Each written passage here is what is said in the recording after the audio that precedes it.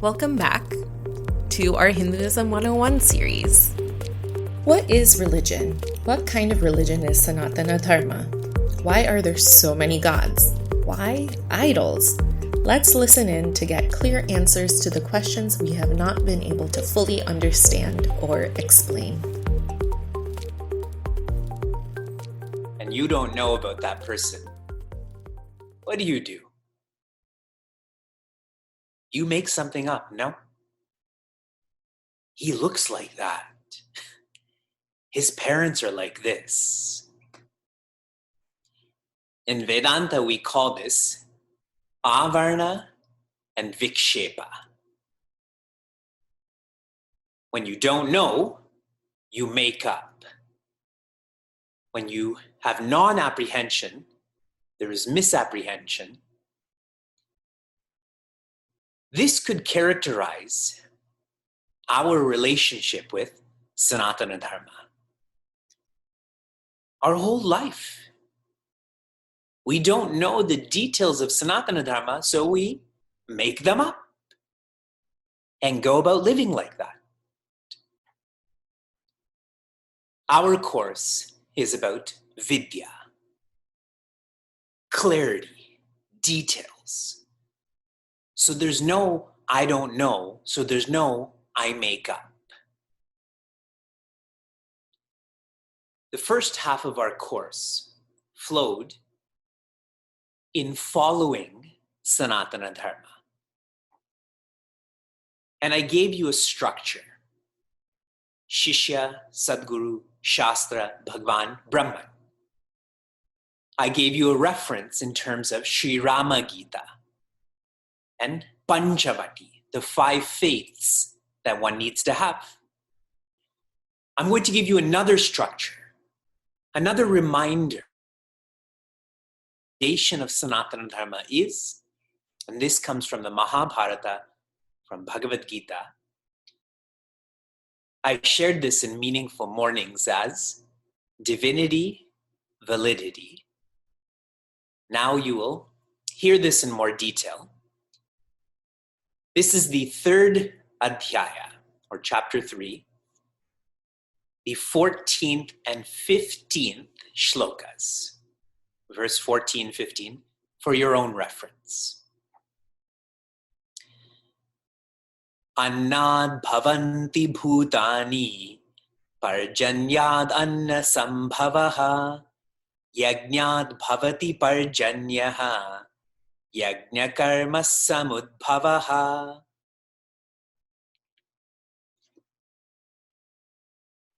Karma brahmodbhavam vidhi brahmakshara samudbhavam tasmat sarvagatam brahma nityam yajne pratishtitam.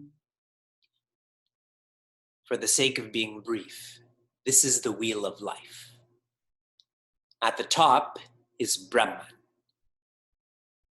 Brahman expresses as Veda. Veda expresses as Dharma. And I'll share all of this in English too, okay? Dharma expresses as Yajna. Yajna expresses as Parjanya. Parjanya expresses as Anna.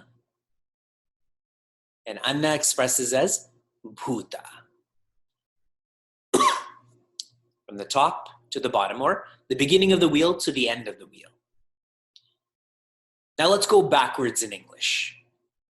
Bhuta is a jiva, or a searcher. That's all creatures. When one wants to be peaceful, Bhuta goes through Anna. Anna literally means rice. Anna literally means grain or food. And if you think of what we need every day is food, what we need more deeply is peace. When a searcher comes to not want peace but need peace, they become a seeker or a shishya. that this desire for peace, their sincerity invokes a Sadguru who shows it's possible to be peaceful. And in these shlokas, that's known as Parjanya. Show me with your hands what Parjanya means. Rain, that's right. Rain is very important in Bharat, in the world. Rain is a sign of potential.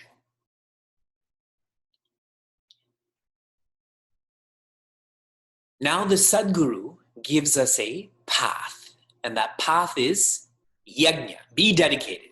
Be dedicated in what? Dharma, your responsibilities. We explored this as Shastra. So yajna means dedication, dharma means responsibilities. These together are the Shastra. So we've covered Shishya, Sadguru, Shastra. The dharma comes from Veda. Veda means knowledge. Poetically, the Veda is known as the breath of Bhagwan. In Srimad Bhagavatam, Bhagwan Narayana's conch is known as the Veda. So, in our case, where does the Shastra take us to? Bhagwan, which is that presence. The more you live by the path shown in the Shastra, you feel this presence, yes? Coming back to Srimad Bhagavatam again. When that 5-year-old boy Dhruva was in the jungle by himself, and his father was quite worried. His father made a mistake, and he realized this. And at that time, Rishi Narada goes to him and asks him what's wrong, and he admits he was weak. His son is gone now, and all he's doing is worrying about him. And he says, Ma Shuchaha. Your son is Deva Gupta, which means your son is protected by God. And I have such an appreciation for that because I feel we're all Deva Gupta. However old you are, if you think of how many times you should have died already, and I mean that literally, and not to be fatalistic, I think about one time when I ran across the street so fast when I was a kid and I was inches away from getting hit by a car. Deva Gupta, correct? And on and on and on. So, you feel this presence of Bhagwan. And Bhagwan is an expression of Brahman or infinity. You see how in our scriptures, Ramayana, Mahabharata, Sanatana Dharma is shown to us. The second half of our course is not about following Sanatana Dharma, but furthering Sanatana Dharma. The first confusion we have is about reincarnation and incarnation. As long as a jiva feels that they are separate from the jagat, the creature feels they're separate from creation, they will have to keep on going through sanchita karma, that is the past, which comes into prarabdha karma, which is the present, and will manifest some more as agami karma, which is the future. A jiva has no choice in this. This is called reincarnation. As long as I feel I'm separate from the jagat or creation, I will keep on being reincarnated. And one point to distinctly remember here, in Sanatana Dharma, you're either infinite or not. So until one feels this oneness with this multiverse, you will keep on being reincarnated, whether you're an animal or a semi-god. A long time is still not infinity. once you feel this oneness, that separation is erased, where the Jiva and Jagat are one, that is when you are no longer reincarnated. That is when incarnation happens. Because now one is Jagadishvara. One is Bhagwan. Okay? So a detail on reincarnation, incarnation. The next confusion is in terms of religion, in terms of idols. So I'm referencing, again, chapter 4. Now we move on from 8 to 11. Reincarnation and incarnation was highlighted in verse 8. Now religion and idols, etc., is shared in verse 11. Famous verse. Ye yatha mam prapadyante tamstateva bhajamyaham mama vartmanu vartante manushyav partha sarvashaha. Simply, ye yatha mam prapadyante, in the way that an individual, that a seeker approaches me, tams tathaiva bhajamyaham, I reciprocate in the same way. Mama vartmanu vartante, the paths to me are many. Manushyav partha sarvashaha, the paths to me are many. Know that they are all leading to me. Okay, so this is the literal meaning. Let's elaborate. What does Sanatana Dharma mean as a noun? Tell me the 2 English words you should remember in terms of Sanatana Dharma as a noun. Infinite nature. Good. See, Sanatana Dharma as a noun is Brahman. We've covered that already. Sanatana Dharma as a verb is Shishya, Sadguru, Shastra, Bhagwan. These are all the means, correct? And the ends is Brahman. Yes? Everyone's with me?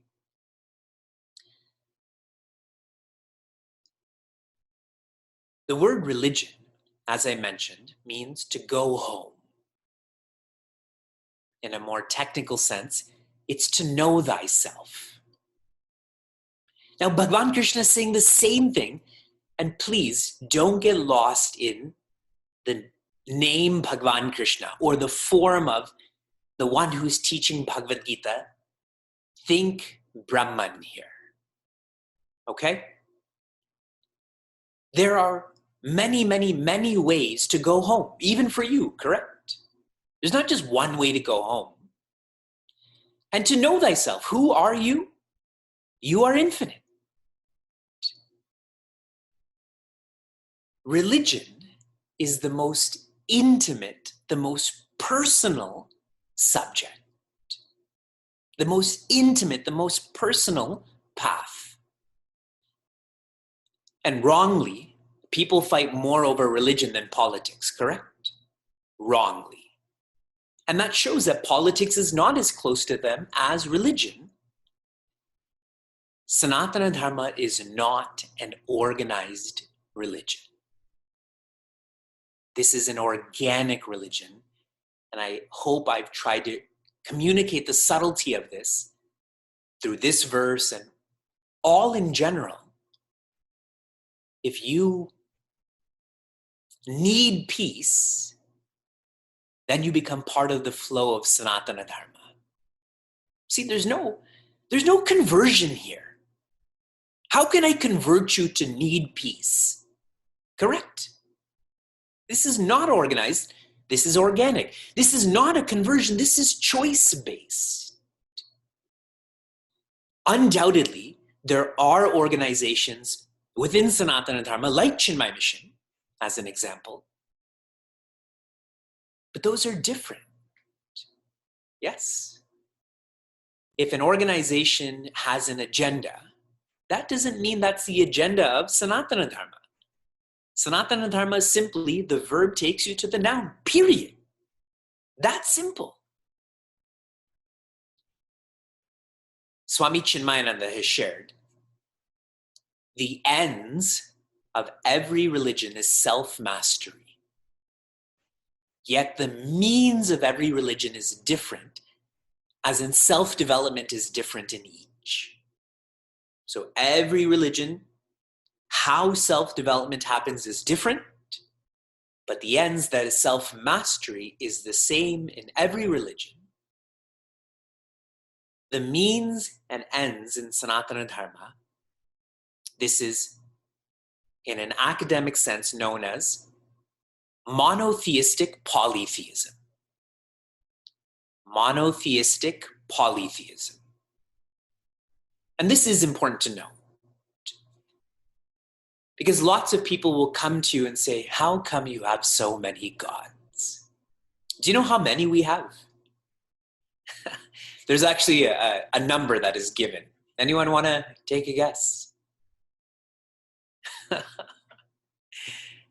There is, yes, 330 million, not 33 million, 330 million. So around how many people there are in America, that's how many gods there are in Sanatana Dharma too. I'm highlighting here again how organic this is. Why do we have so many gods? Because we have that many types of personalities. All of you lean forward and smile. See how different all of you look? Some of you have a fake smile right now. Some of you have a real smile. Some of you are watching TV while I'm speaking, so your smile is the most. So many different types of personalities. So many paths. That's the polytheism. But where are all of these paths going? To that monotheistic, which means at infinity, that oneness. You're feeling me? Monotheistic polytheism. And what I love the most about this is most relatable. Had a frustrating day today? Show of hands. A smooth day? Cheerful day? Efficient day? Inefficient day? Sweaty day? See how many different days we have, different hats we wear? But you're just one person, correct? In my case, I was first a son and simultaneously a brother. Then I became a husband. Then I became a father. See, so many different hats that I have to wear, but I'm still who I am.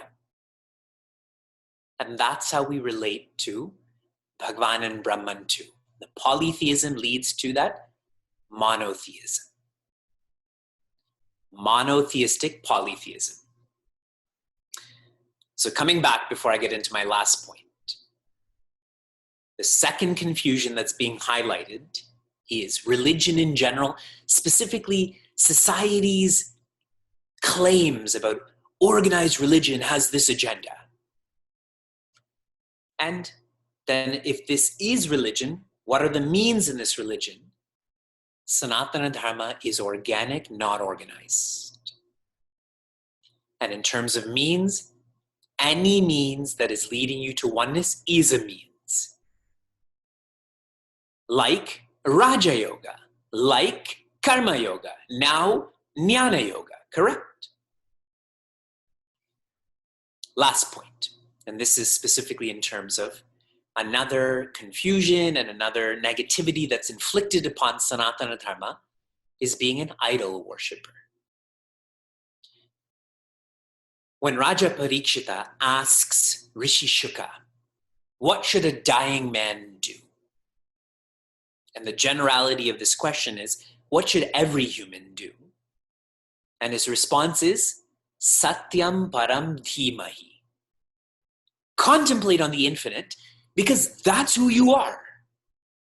See his question, I feel like I'm dying. Rishi Shuka says, you weren't born. How can you die? You're not bound. Why do you need to be free? What an answer. Our answer would be go to Hawaii. Buy life insurance. His is contemplate that you can't die. How can you not love Sanatana Dharma when these kinds of amazing responses are given? And then he follows up saying, if you're not ready for this, if you're not ready for contemplating or knowing thyself, that is Swarupa, try knowing Vishwarupa. Try feeling infinity in the trees, in the birds, in the humans. Such amazing advice. It is easier for us to see others' weaknesses than our own, correct? Because we're extrovert. So it's easier for us to see divinity around us than as us. And then Rishi Shuka says, if that's too hard, then work on feeling divinity in your Ishta Rupa, which means the specific form and name of God or Bhagwan. So best is Swarupa, next best is Vishwarupa, next best is Ishtarupa. So magnifying this more, in Sanatana Dharma, we do worship idols. And not just in Sanatana Dharma, every religion worships idols. What is the cross? To someone who knows nothing about that, that's 2 pieces of wood. That's a plus sign, correct? But for someone who knows about that, that is the sacrifice of Jesus Christ. When one practices namaz, in what direction? Towards Mecca, correct? To one who doesn't know that, that's just sand and brick. But to someone who does know that, that is a holy place. Aren't those all idols? Every religion uses idols. We use idols all day. Today, when I had come back from my jog, I was super sweaty. And then I sat in the car and the seatbelt got all sweaty and the chair got all sweaty. And I came home and she texted me saying, next time, in capitals, next time bring a towel, angry face. Isn't that an idol too? I felt the anger. You see, it's an idol externally, but there's meaning behind it.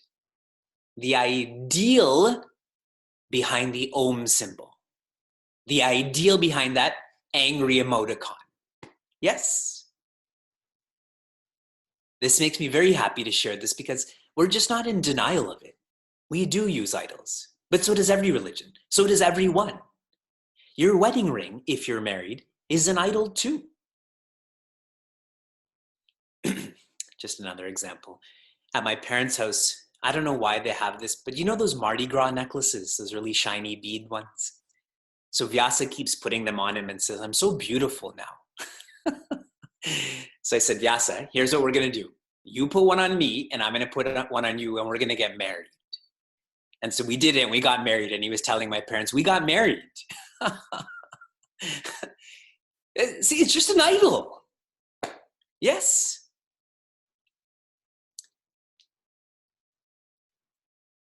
Ishtarupa or Murti Puja is a means. It is not the ends. This is one of the main messages I'm sharing today.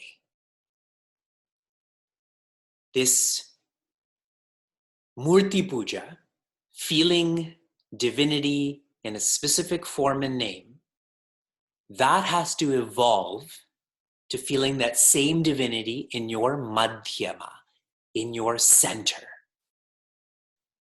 Which is why at the end of a puja, you push that murti away indicating that presence you now feel in your own heart, ritstale, as Sri Ramana shares. And once you feel that in yourself, it becomes natural to feel the same in manava, as in humans. And I'm sharing humans because it's very hard to see the divinity in humans because of our egos. It's easier to see it in stones or dogs, but in humans it's hard because of their ego. So murti, madhyama, manava. Understood? And this is a fine sequence. Simply know that if you don't grow out of murti puja, if you don't grow out of ishta rupa, you've put this fence around you that initially was protecting you, but now that you've grown up, what is that same fence doing? Suffocating you. And I observe that a lot. When many of you immigrated to North America, you, your parents, your grandparents, so many associations were created. The Agarwal Samaj, the Kannada Sangha, etc., correct? Because you needed that protection. Someone to share language with, someone to share food with. And as more people came or you became more comfortable in North American culture, shouldn't we have grown out of those associations? But so many have not. Still attached to this smaller group of people without breaking this fence down to feeling a oneness with all associations, all countries, etc. And what do? We justify it in our mind. Murti puja, this association. And that's why the details of texts like Srimad Bhagavatam, Ishta Rupa is the farthest out. Closer than that is Vishvarupa, and closer than that is Swarupa. So once again, before we begin our discussion, chapter 4, verse 11 shares what religion is. Sanatana Dharma is a religion, not an organized religion, an organic religion. Those who need peace, this is for them. And there's 330 million ways to connect to this oneness, this monotheistic polytheism. So, is Devi Lakshmi better than Devi Saraswati? Yes or no? Initially, the answer may be yes for you, but eventually you have to drop that answer, correct? I may grow, my mother's the best mother, but then I have to grow up realizing she's the best mother for me, not for everyone. Yes? That's why when people write on Facebook, I married the best husband, or I found the best whatever. I don't interact with people on Facebook as in back and forth, but that's all I want to say is for you. Why are you generalizing it to all of us? See, we don't grow out of that. We have to grow out of that, from the polytheism to the monotheism, and then specifically in terms of murtis to madhyama to manava. So second confusion addressed. First, reincarnation, incarnation, and today in terms of the means and the ends. Next week, when we meet, an intense confusion on Varna, on caste. If you enjoyed what you heard or want to learn more, share this episode with a friend or find us online at facebook.com/cmniagara. For those on the journey of self-development, Chinmaya Mission Niagara provides a community forum for seekers to listen, reflect, and contemplate. This podcast is produced by the Young Adults of Chinmaya Mission, an international nonprofit working to transform individuals through the knowledge of Vedanta. Until next time, inspire, love, be.